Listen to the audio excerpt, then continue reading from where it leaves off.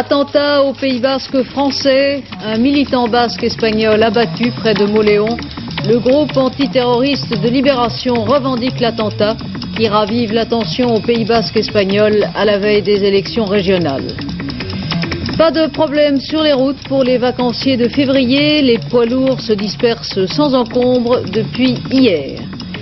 Manifestation à Lille des partisans de l'enseignement privé. Plus de 200 000 personnes selon la police, 400 000 selon les organisateurs. Notre ami Roger Coudert en coma dépassé ce soir. Son état est désespéré à tel point que ce matin, un médecin annonçait sa mort à sa famille. Madame, Monsieur, bonsoir. Le terrorisme a frappé une nouvelle fois ce matin au Pays basque français. 2 jours après l'assassinat à Saint-Sébastien, de l'autre côté des Pyrénées, d'un sénateur socialiste, le GAL, le groupe antiterroriste de Libération, a revendiqué l'assassinat à Ido-Mindi, dans les Pyrénées-Atlantiques, d'un basque espagnol militant présumé de l'ETA militaire. C'est la 5e fois que le GAL, qui serait un mouvement d'extrême droite espagnol, règle ses comptes en Pays basque français. Bruno Ledreff. Eugenio Gutiérrez Salazar a été abattu ici. Il a reçu 2 balles dans le cœur ce matin alors qu'il montait la garde à l'extérieur de ses bâtiments, une colonie de vacances où il enseignait la langue basque. Il se sentait menacé, tout comme la vingtaine de stagiaires présents, en majorité des réfugiés basques espagnols. C'est pourquoi il surveillait à tour de rôle les abords du bâtiment. Le GAL, groupement antiterroriste espagnol, une organisation proche de l'extrême droite, revendiquait l'assassinat quelques heures plus tard. Selon des sources policières espagnoles, Salazar, dit le Tigre, appartenait à l'ETA, l'organisation indépendantiste basque. Pourtant, son nom ne figurerait pas sur la liste des 127 activistes transmises par Madrid au gouvernement français. Cet attentat vient après de nombreuses autres actions revendiquées par le GAL. Le 18 octobre 1983, Jean-Maria Larrechea, réfugié espagnol basque, était enlevé ici près d'Hendaye, en plein Pays basque français, par 4 policiers espagnols. Il réussissait à fausser compagnie à ses agresseurs qui, arrêtés peu après, étaient relâchés 2 mois plus tard par les autorités françaises. Le 4 décembre, Segundo Marey, un paisible cadre commercial, était enlevé à Hendaye et libéré 10 jours plus tard, ici, à la frontière espagnole. Le voici le jour de sa libération. Il s'agissait, semble-t-il, d'une méprise. Il porte le même nom qu'un important membre de l'ETA. À Bayonne, le 19 décembre, 3 hommes se présentent dans un café connu pour être le point de rencontre des réfugiés basques espagnols. Ils font feu sur Ramon Onaedera Catu. Seul dans le bar, à ce moment-là, il est tué sur le coup. Ce militant présumé de l'ETA avait fait l'objet de menaces peu de temps auparavant. Le 28 décembre, un autre réfugié basque espagnol était assassiné à Saint-Jean-de-Luz.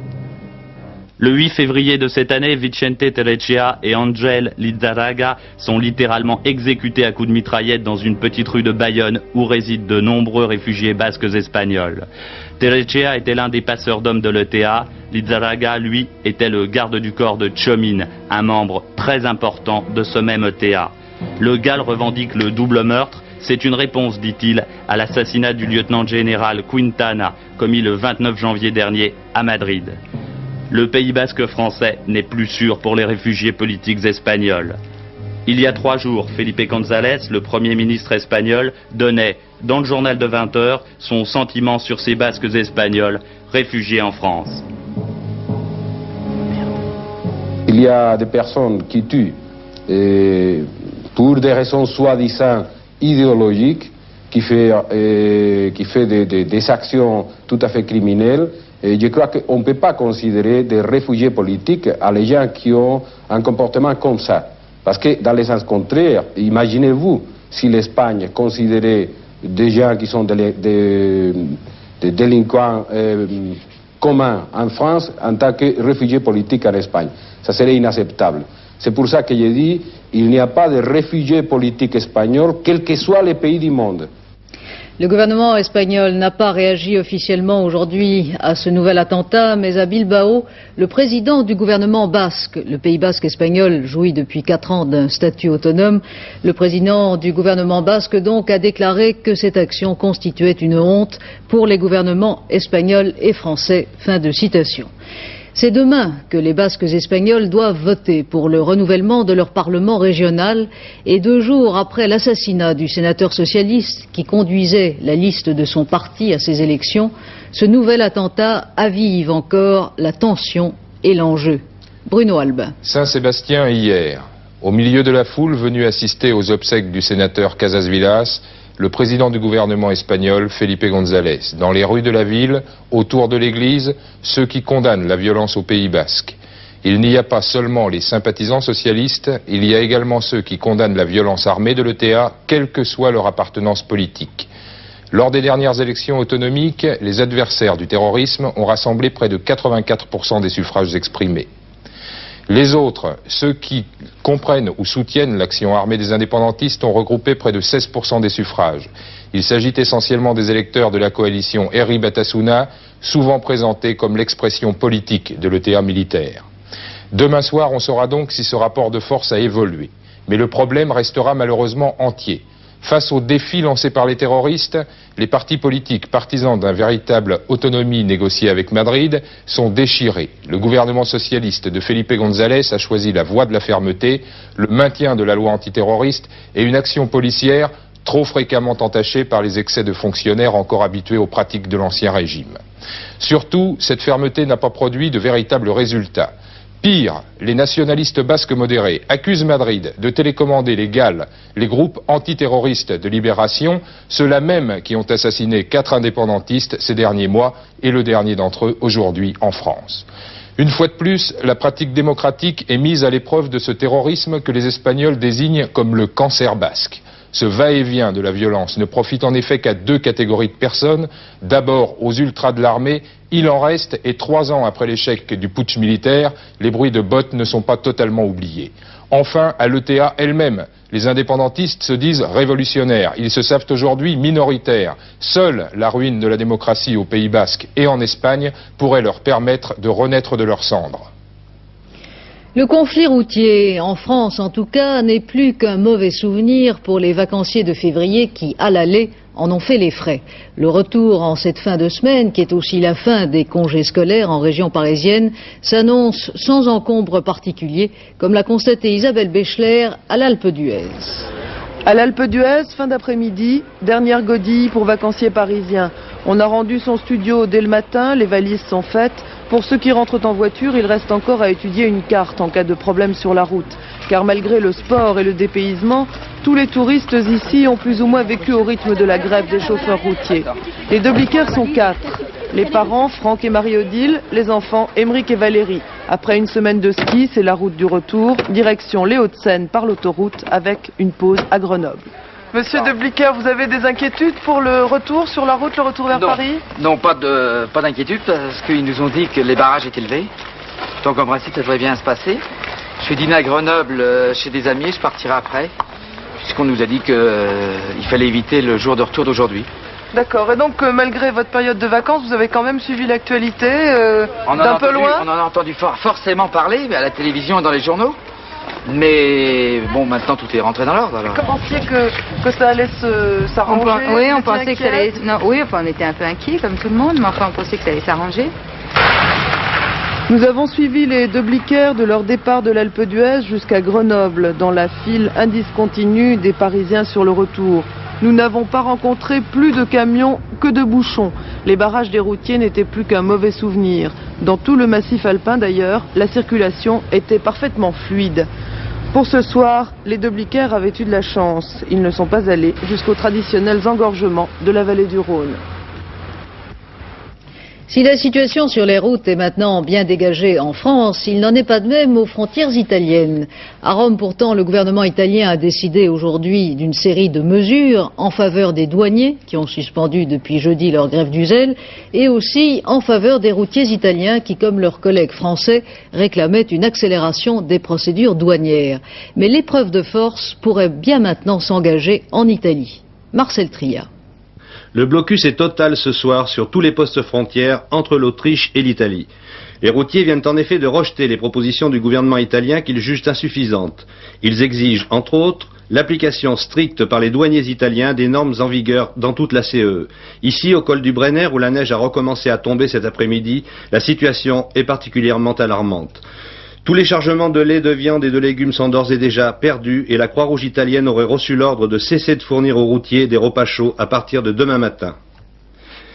40 camions bloquaient à leur tour hier toute la journée le poste frontière de Lindau, près du lac de Constance entre l'Allemagne et l'Autriche. Mais le barrage a été levé ce matin et la circulation sur cette autoroute est redevenue normale.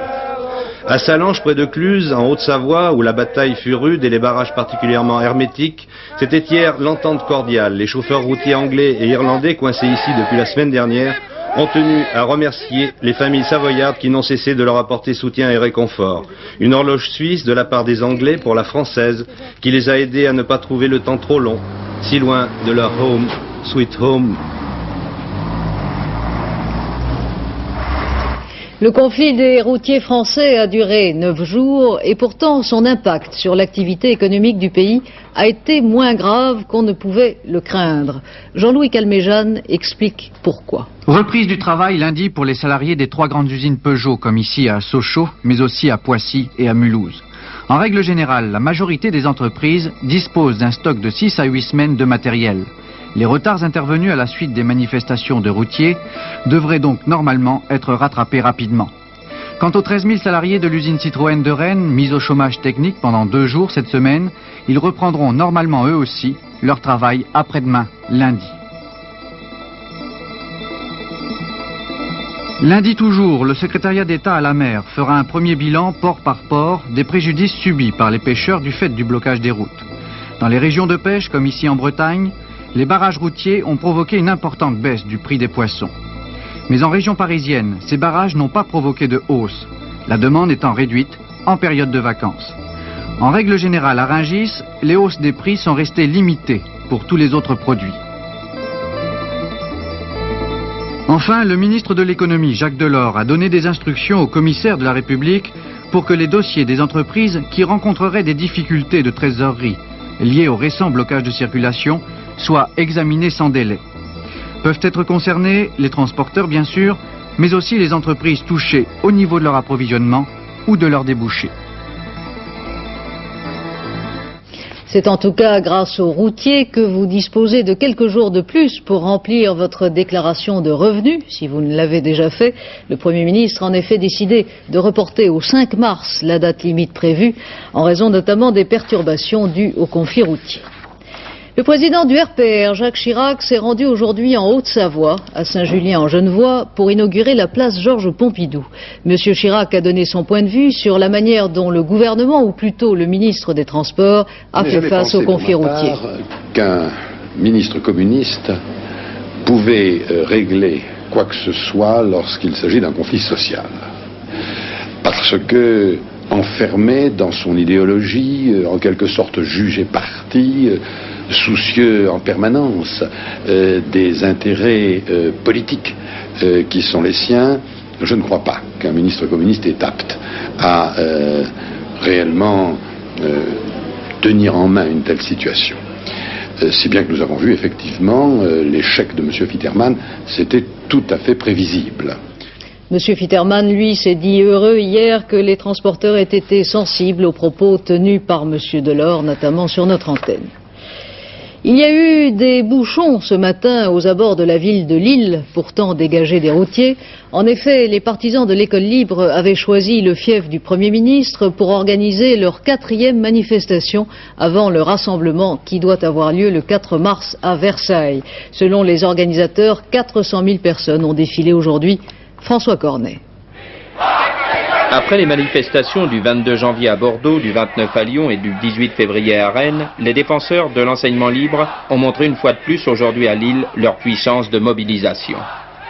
À l'issue de cette manifestation, Paul Guiberto, le secrétaire général de l'enseignement catholique, a tenu à repréciser que le problème actuel n'était pas entre l'école privée et l'école publique, mais entre l'école privée et le gouvernement.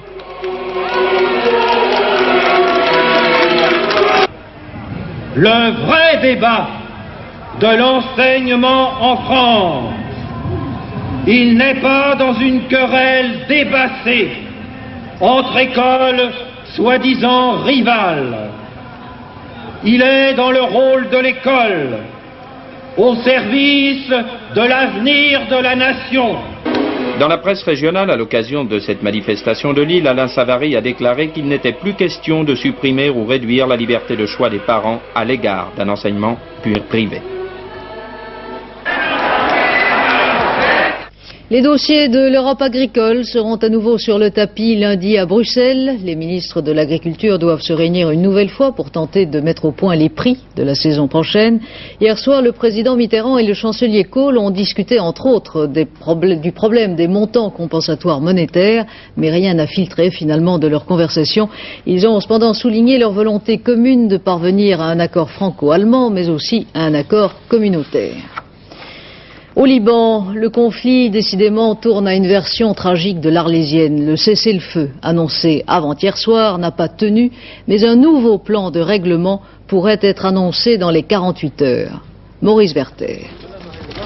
Voici une fois de plus comment on fait à Beyrouth pour ne pas respecter un cessez-le-feu négocié par des intermédiaires saoudiens. On charge le canon pour se bombarder entre armées libanaises et milices chiites par-dessus la ligne de démarcation.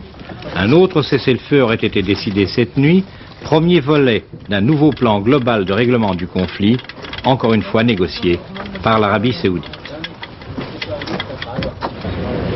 Mais le fait du jour, le fait de la semaine plutôt, c'est ce qu'on appelle le redéploiement du contingent américain de la force multinationale. Un rembarquement aussi impressionnant qu'avait été le débarquement d'un matériel apparemment disproportionné au conflit libanais. Le contingent américain qui s'en va et le contingent français encore sur place vont-ils être remplacés par les casques bleus des Nations Unies, comme l'a demandé le gouvernement français et comme le souhaite le gouvernement libanais? La délégation française a présenté une proposition au Conseil de sécurité et a demandé qu'on la vote lundi prochain. Mais déjà, les pays dits non alignés ont déposé des amendements qui spécifieront que le contingent des Nations Unies sera lui aussi non aligné. Et obstacle plus sérieux, l'URSS, qui dispose du droit de veto au Conseil, juge que dans sa forme actuelle, la proposition française est inacceptable. Autrement dit, les jeux ne sont pas faits. L'armée libanaise, ou ce qu'il en reste, s'apprête à prendre possession dans Beyrouth des installations laissées par les Marines. Les unités de combat du contingent américain, depuis ce matin, se replient sur les bateaux de la 6e flotte en rade de Beyrouth. L'opération sera terminée ce soir. Sur place à Beyrouth, Jean-Marc Ilouz.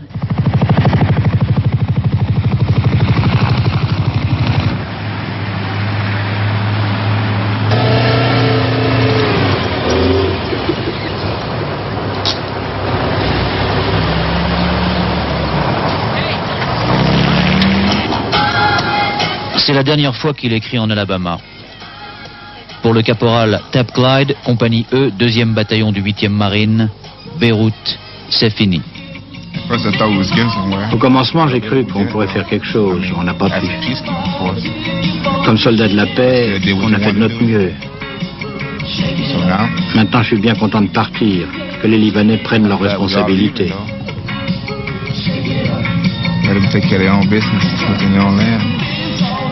Aucune fébrilité particulière sur cette position.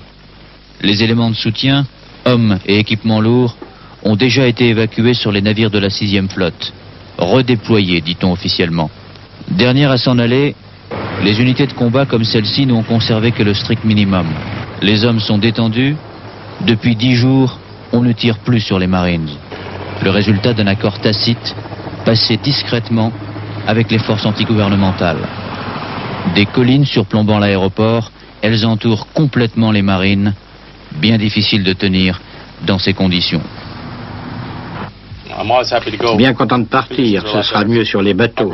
De l'eau chaude, une bonne douche. Une bonne douche à bord des navires de la 6e flotte, bien maigre consolation. Condamnés de longs mois à subir les coups impitoyables d'adversaires invisibles, ceux qui plient aujourd'hui bagages sans gloire n'ont pas le sentiment d'avoir failli à leur bien ingrate mission. Dieu sait, et la plupart de Vega aussi, que les Marines qui sont morts ici ont fait la chose la plus importante dans la vie. Défendre la liberté. En 17 mois, 261 US Marines sont morts sans pouvoir se battre ici à l'aéroport de Beyrouth. L'Amérique ne tournera pas les talons sans avoir rempli sa mission au Liban, avait promis le président Reagan. Aujourd'hui, les Marines américains s'en vont sans avoir atteint un seul des objectifs politiques de la Maison-Blanche. Ils laissent derrière eux un Liban toujours en lambeaux et plus chaotique que jamais. Les combats continuent entre l'Iran et l'Irak et les communiqués sont toujours aussi contradictoires. L'aviation iranienne aurait bombardé aujourd'hui 10 villes irakiennes. Par ailleurs, à Téhéran, 10 responsables du Parti communiste iranien ont été exécutés aujourd'hui. Notre ami Roger Couder est ce soir dans un état désespéré. Selon le dernier communiqué publié par l'hôpital Pierre-Vertemer de Lyon, que je vous lis, les différents signes cliniques et électroencéphalographiques ne permettent pas à l'heure actuelle d'affirmer la mort cérébrale de Roger Couder. Le prochain bulletin de santé doit être publié demain matin. Pourtant, ce matin, un médecin de l'hôpital avait annoncé à Madame Couder la mort de son mari. Et aussitôt, ses proches prévenaient notre rédaction qui fut si longtemps la sienne. C'est pourquoi, dans notre journal de la mi-journée, nous vous avons annoncé sa mort. En effet, après 3 encéphalogrammes plats, les médecins avaient décidé ce matin de débrancher l'appareil d'assistance respiratoire auquel il était relié depuis jeudi, après avoir été victime d'une hémorragie cérébrale. D'autres médecins ont alors constaté que le patient continuait de respirer et ils ont rebranché l'appareil. Comment une équipe médicale peut-elle agir ainsi de façon aussi contradictoire quand on sait le drame et les souffrances qu'éprouve la famille? Patricia Charnelet a demandé à un médecin du SAMU à partir de quel moment un médecin peut vraiment annoncer la mort. Le coma dépassé, ça veut dire que l'ensemble des cellules du système nerveux, du cerveau, ont complètement arrêté de fonctionner, sont détruites. Et dans ce cas-là, il n'y a aucune chance qu'elles repartent. On peut donc parler de mort dans ce cas-là. À ce moment-là, on parle de mort et c'est une des façons de faire un diagnostic de mort légalement. Ce qui veut dire que dans le cas d'encéphalogramme plat, ce qu'on a déjà constaté sur Roger Couder, on ne peut pas encore parler de décès. Ce n'est pas suffisant. Non, pour parler de coma dépassé, il faut non seulement un électroencéphalogramme plat, mais un certain nombre d'autres signes, comme l'absence totale de ventilation spontanée du malade. L'absence de respiration. L'absence de respiration. Prochain communiqué médical donc demain matin. 5 morts, 10 blessés, c'est le bilan de l'incendie qui a ravagé hier soir une salle de cinéma à Bruxelles. Le feu, d'après les enquêteurs, serait d'origine accidentelle. Henri Elie. 5 morts et 10 blessés, dont 2 graves, dans l'incendie qui a éclaté hier vers 21h30 dans un cinéma bruxellois. Bilan qui aurait pu être beaucoup plus lourd. 5 à 600 spectateurs occupant alors les 4 salles de l'établissement, situées en plein cœur de la capitale belge. De plus, l'alerte a été donnée tardivement. Les fils téléphoniques auraient été coupés. Arrivés 40 minutes après le début du sinistre, les pompiers, renforcés par des équipes de réanimation et par les forces de police, ont pu maîtriser le feu peu avant minuit. Les causes de la catastrophe sont encore indéterminées. Selon des témoignages contradictoires, le feu aurait pris dans un restaurant contigu au cinéma ou bien dans ce dernier au premier étage. Mais à cette heure, un acte criminel n'est pas encore à exclure. Enfin, les revêtements muraux en matière plastique sont à l'origine des fumées asphyxiantes entraînant la mort de 5 personnes. Au Brésil, un incendie dans un bidonville de la province de Sao Paulo a fait aujourd'hui une 60aine de morts. Place au sport maintenant et d'abord à l'athlétisme. Hier soir à Berlin, l'Allemand de l'Ouest Carlo Tranhardt a réussi la meilleure performance mondiale en salle de saut en hauteur avec 2,37 m. Il mesure 1,97 m, il s'appelle Carlo Tranhardt et il a réussi l'exploit de battre la meilleure performance mondiale en salle de saut en hauteur détenue jusqu'à présent par le soviétique Paklin avec 2,36 m. Cet Allemand de l'Ouest a fait mieux avec 2,37 m, c'est-à-dire à 1 cm du record du monde en plein air du Chinois Zhu Yanhua. Ich habe den Weltrekord und man kann es ablesen an seinem Mund. Les résultats du tiercé de Saint-Cloud aujourd'hui, le 9 le 11 et le 18. Les rapports pour 5 francs dans l'ordre 3509 francs. Dans un ordre différent, 709 francs. Demain, il y aura un autre tiercé à Auteuil dans le prix de la Croix-Dauphine. Un handicap sur les haies, disputé sur 3500 mètres avec 22 partants. À l'entraînement, Jean-Pierre Quinson. En ce début de saison, les chevaux qui ont eu la possibilité de courir à Pau ou à Cagnes sont en principe avantagés. Le fait d'avoir une course dans les jambes, comme on dit, fait souvent la différence dans les derniers mètres. Vieux Monastère s'est entraîné à Pau tout l'hiver, il y a couru. Son entraîneur situe pour nous ses chances. Je pense qu'il peut prendre une petite place derrière les chevaux du haut du tableau. Le cheval de M. Porzier me paraît assez bien placé, malgré que sa mauvaise performance à Pau. Ce cheval Network, je le mets en premier, pour moi.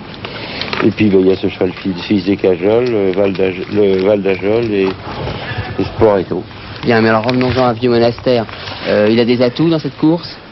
C'est un cheval qui n'a que peu couru, qui a peu de métier, il n'a que 4 parcours en obstacle. Bon, il faut le revoir.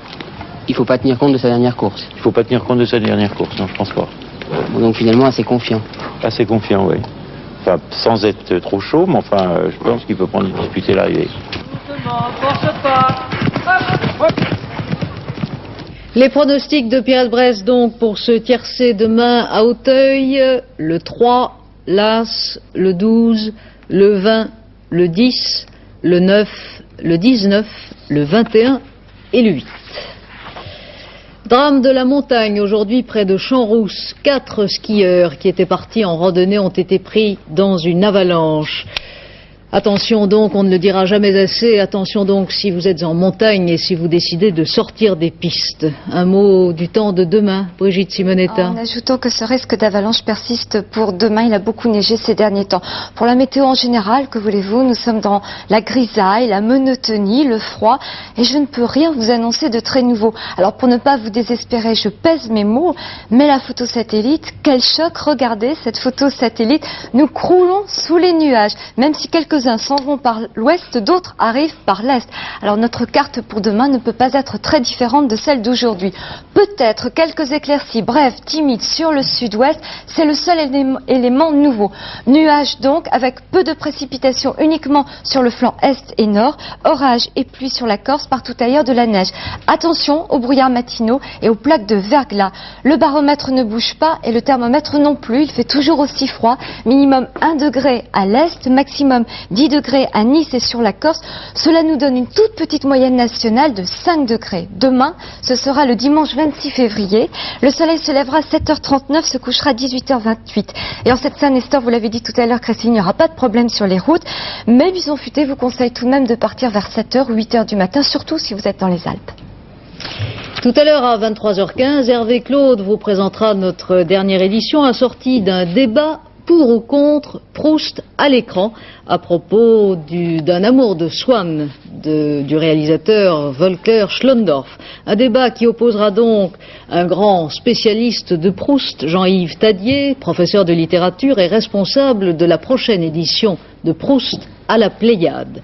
Un débat qui opposera donc le professeur Tadier à l'écrivain Philippe Solers, qui lui a beaucoup apprécié le film. Demain, 12h45, antenne de midi, et j'aurai le plaisir de vous retrouver demain à 20h. Très bonne soirée sur Antenne 2 avec Michel Drucker.